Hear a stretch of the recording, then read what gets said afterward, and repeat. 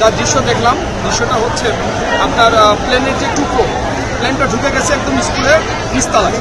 ঢুকে যাওয়ার পরে আপনার ওখানে ছিন্ন বিচ্ছিন্ন হয়ে গেছে। প্লেনের টুকরো অংশ প্লেন টেনে বের করা হচ্ছে।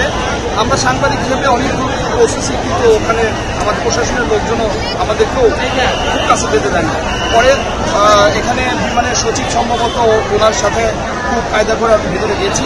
ভিতরে যাওয়ার পরে দেখলাম সম্ভবত একটি লাশ পাওয়া গেছে। লাশের আপনার যে কাপড়টা, যে ওরা যে সরকারের যে কাপড়টা ওটা নিয়ে যাচ্ছে, তাতে আমরা বুঝলাম যে আরেকটি লাশ পাওয়া গেছে ভিতরে। কিন্তু ওর ভিতরে যে অবস্থা আপনি বিশ্বাস করবেন না, মনে হয় খুব ছোট ছোট টুকরো হয়ে গেছে। আর মাটিটা গর্ত হয়ে গেছে, বিল্ডিংটার পোল ভেঙে বিল্ডিংটা ধসে পড়ছে। আর ওই টুকরোগুলো বের করতে খুব কষ্ট হতো। ওইখানে কয়টা ক্লাসরুম ছিল?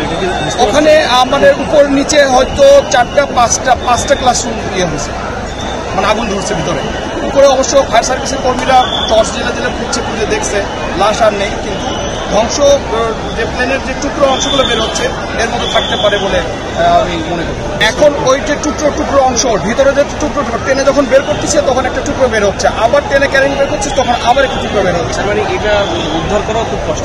উদ্ধার করা খুব কষ্ট। যে পোলটা ভেঙে প্লেন এটা ডেবে গেছে, বিল্ডিংটা ডেবে গেছে, ডেবে ওই চাপা হয়ে গেছে। পাইলট সম্ভবত ভেতরেই বের হওয়ার সুযোগ পায়নি, কারণ ও যখন ভিতরে ঢুকে গেছে বিল্ডিংটা তখন ডেবে গেছে, ডেবে ওকে চাপা দিচ্ছে। আর যখন ক্যারেন্টে বের করা হচ্ছে তখন টুকরো অংশ বের হচ্ছে, খুবই টুকরো।